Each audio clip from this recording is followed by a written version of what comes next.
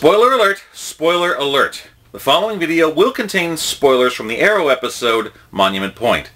So viewer discretion is advised against any spoilers. Also, viewer discretion is definitely advised because this video will also contain strong language of a frank and explicit nature. So, if strong language or spoilers for Arrow will possibly affect you, stop watching now. Everybody else? Hey guys, Dave here. Okay, I was debating about doing this video at all.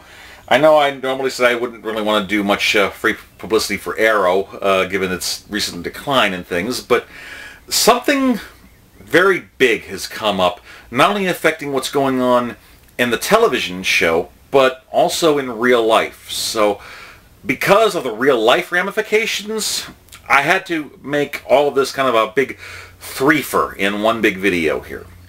Now, for those of you that have checked out Monument Point, or those of you who haven't yet, you'd know that apparently Damien Dark got a hold of the launch codes for all the nuclear missiles. Thanks to the calculator and Felicity, they were able to stop all but one nuke from coming in. The nuke was about to hit Monument Point, a prominent place that's connected with Starling City, but unfortunately, instead of that, they were able to instead change the guidance system around so it moved the location.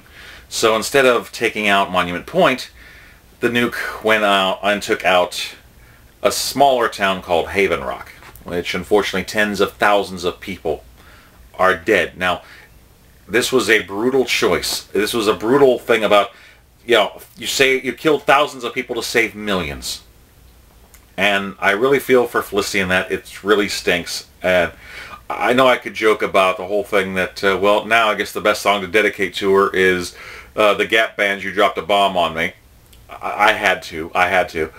But yeah, it's some serious ramifications here. But see, I've also been hearing things, thanks to the Arrowverse.com, about casting that they're trying to look for Season 5. Particularly a guy that they're calling James, who looks like it's going to be a guy that has a similar story to Oliver's, who is seeking vengeance, and they're going to end up fighting for he's going to be fighting him as the big bad for Season 5. They're describing it as a DC equivalent of Daredevil versus the Punisher. So that could be very interesting. I started thinking about possibilities about who this could possibly be. Now, there's a few lower to mid-level guys that could actually pull this kind of thing off. One of the biggest and most dangerous that I could possibly think of would be Prometheus. Oh, this guy is scary. One of his first appearances was in JLA, where this guy having no powers, only training, gadgetry of high technology, and even mystical weaponry and items, almost single-handedly took out the Justice League. He even beat the crap out of Batman because he has a helmet that not only has items that could produce like hypnotic effects, things like that. So I got a crick in my neck there. But it also has a device that actually links with his biology and his neural connections. And here's what happens. He uploads a little disc that has the fighting styles of 20 of the best fighters on Earth. He was bragging about this to Batman.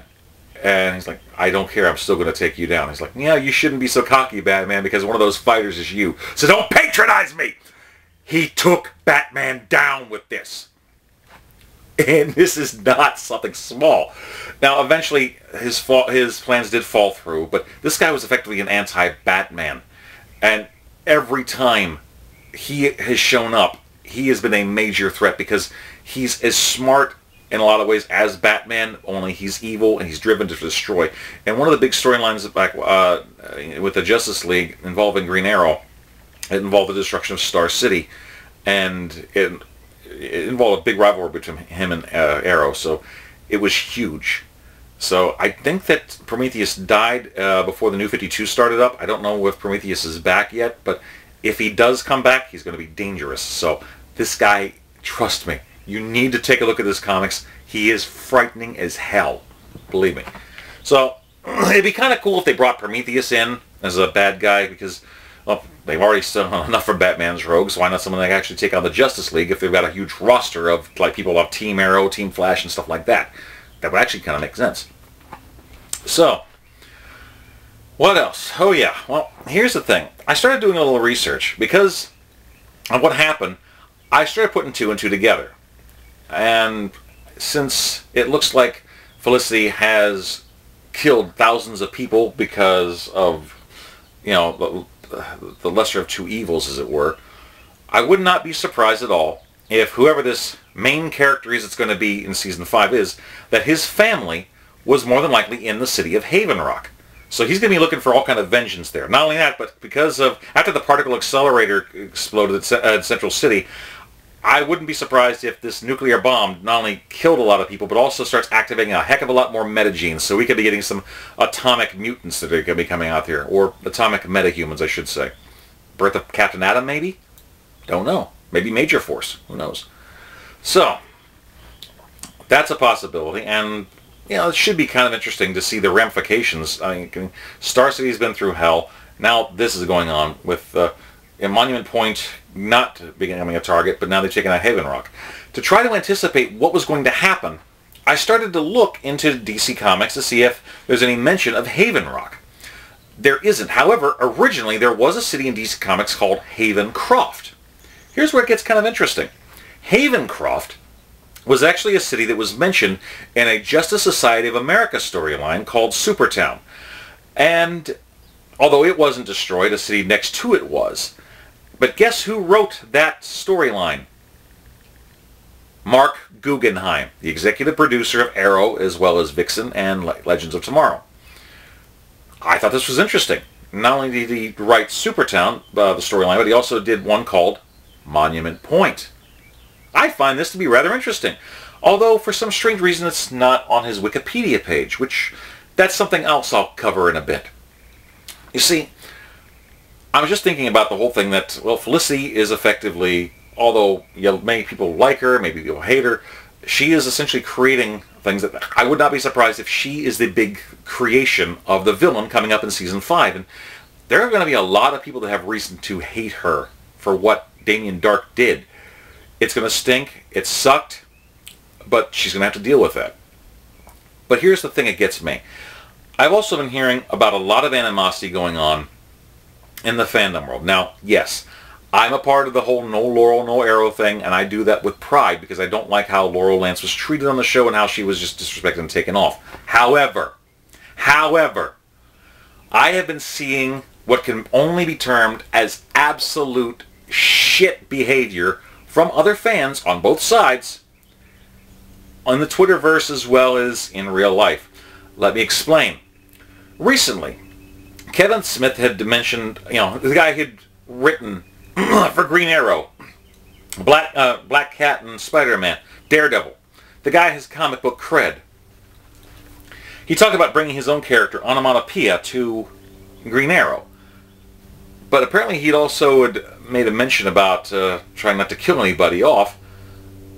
The fans that were pro-Felicity went nuts and started actually effectively bullying him online, which he had to repeatedly say, hey, I like Felicity, and for the record, so do I. I like Emily Bett Rickards. I didn't mind the character of Felicity. Sure, I'll give her a little hard time, but that's because of how she was written and how I was expecting the universe to go and eventually line up from the comics into the show. Now here's the thing. Apparently, Kevin Smith was effectively bullied into saying, okay, I'm probably not going to write for Arrow. If you guys feel so strongly about it, maybe I'll just take Onomatopoeia over to The Flash. He was bullied online off of participating in a character that he had written for in the comic books by rabid fucking fans. That's not good. Now here's the thing. Kevin also pointed out that Emily, due to the dislike that's been going on, has been receiving actual death threats.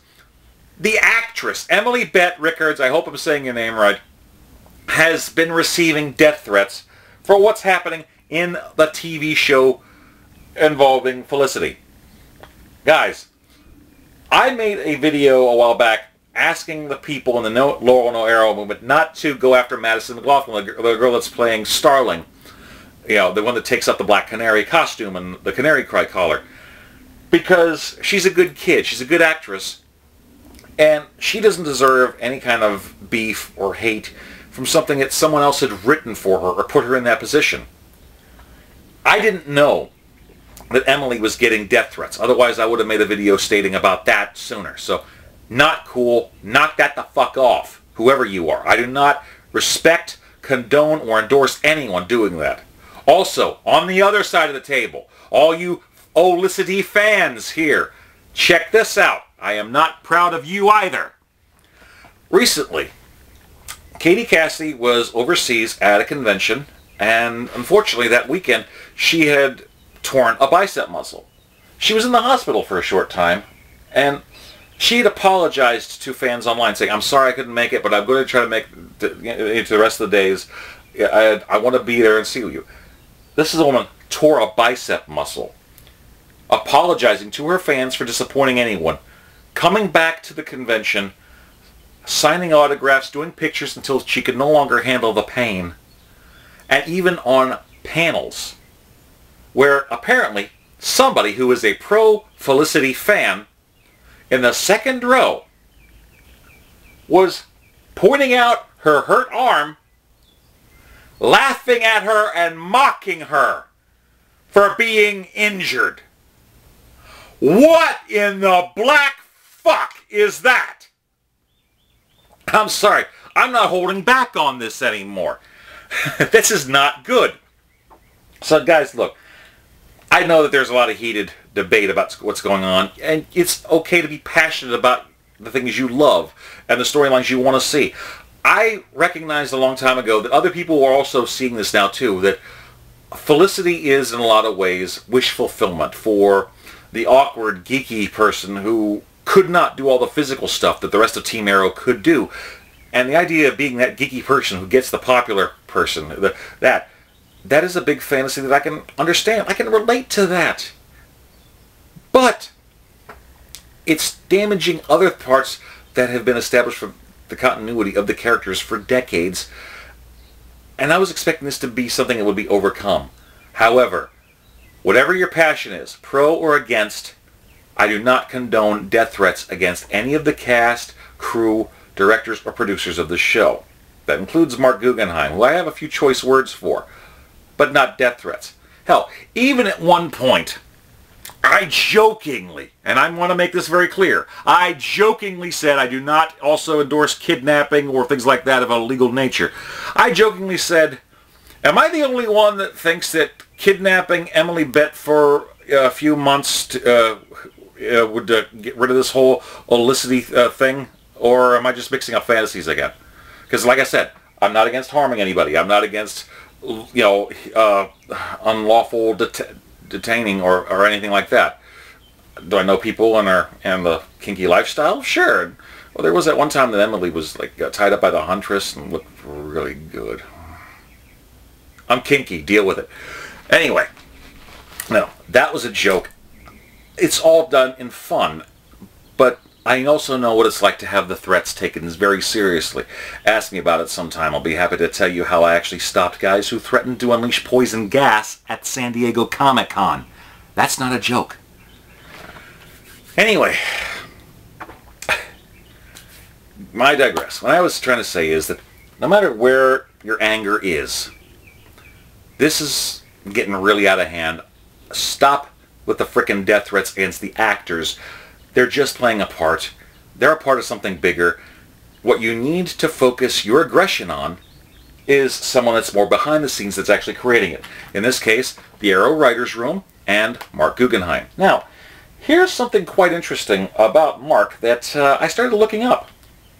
See, like I said, when I tried to find out more about Havenrock or Havencroft, and found out that Marc Guggenheim actually wrote about these things. In fact, the name Overwatch was not only part of a list of things that people were sending in to him, but there are different things that Marc Guggenheim has actually been a part of and written, including a novel in 2014 called Overwatch. So, a little nod to Marc on that one. Now, as I mentioned, he has some writing credits on things. He's also been a producer on the Green Lantern movie with Ryan Reynolds, which wasn't all that great. Apparently, he's also done various video game titles, Perfect Dark Zero, Call of Duty 3, the 2009 video game X-Men Origins Wolverine, based on the movie. There's also a couple other things here. But one of the big things is his run on the Justice Society of America is not on his Wikipedia page. However, his other writing notes involve not only independent comics like Oni Press and Legendary Comics, but Marvel Comics. Which, I can unsee that. I mean, I have known people in the business that have done independent stuff, Marvel stuff, and DC stuff, but usually not at the same time. I mean, hell, even Stephen Amell is currently going to be playing as Casey Jones in the TMNT 2 movie, and that's an independent thing, but DC's cool with it. But here's the thing. Marc Guggenheim is listed as a writer on X-Men Volume 4, issues 18 through 22, from August to December of 2014. Wait a minute. That would put it back during his run on Arrow. Squadron Sinister, 4-issue series, June to November of 2015.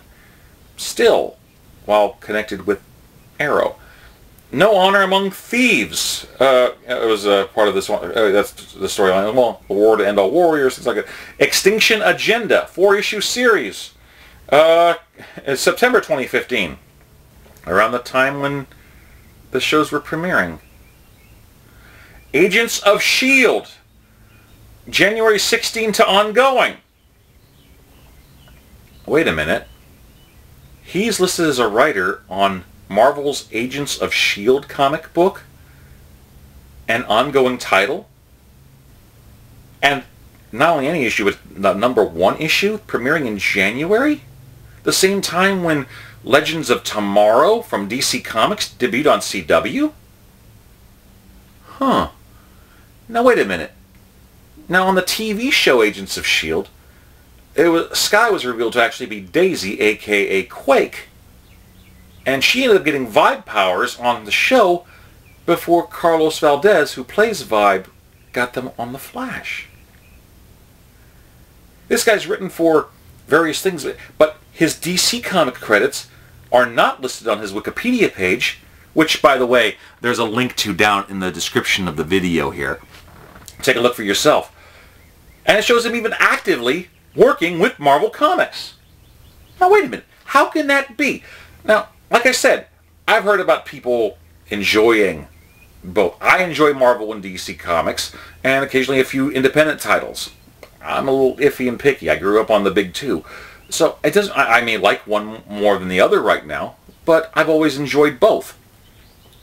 But it's unusual to see someone working directly with their competitor, their biggest competitor, simultaneously while being a producer on their shows. So, I have to ask the question. Now, Marc Guggenheim, since you're actively working on both DC TV shows and writing with Marvel Comics, DC's biggest competition, when Laurel Lance died in Arrow. Now, here's the funny thing. On the TV show, Agents of S.H.I.E.L.D., there was talk about taking the character Bobby Morse, a.k.a. Mockingbird, Marvel's equivalent ripoff of Black Canary, was going to have her own spin-off TV show. Now, wait a minute. Now, that's been panned since then. That's been shut down. But Laurel, the original Black Canary, as it were, is now dead on TV because you said you were backed into a corner and you had to make an arbitrary decision. Now, I have to ask. No Laurel, no Arrow fans, Marc Guggenheim, let me ask you this. Did the death of Katie Cassie's character, Laurel Lance, on Arrow have to do with incompetence or bad writing? Or was it possibly sabotage from someone working directly with DC Comics' biggest competitor, Marvel? I'm not only one to try to stir the pot on the whole DC-Marvel war thing, but that is a very big question. I think it needs to be answered before Season 5 starts, don't you? We only got 2 more episodes of Arrow and the Flash coming up this season before things wrap for the summer and they start filming for the next seasons. So guys, instead of asking on Civil War for Captain America's movie, which side are you on? Ask Marc Guggenheim, which side is he on? DC or Marvel? Because, well, quite frankly, his track record is showing a little bit of bias. Just my opinion, though. I could be wrong, and I can't be sued for having an opinion. So what do you guys think? Do you think that Prometheus might be showing up as the big bad on Arrow for Season 5? What do you think about the absolute bullshit of the violence happening in real life, going after, taunting Katie Cassidy for her injuries, and death threats against Emily Bett Rickards? And what do you think about the revelation that Marc Guggenheim's been dipping his ink in 2 different company pens, possibly mixing up his loyalties? Please like, comment, subscribe, share, pass this bad boy around. I want to hear what you think. Please feel free to pass this along on Twitter, Facebook, wherever you think that might be good to have this discussion. I'd like to hear what you have to say. Until next time, guys, Dave signing off. Peace. Yum yum.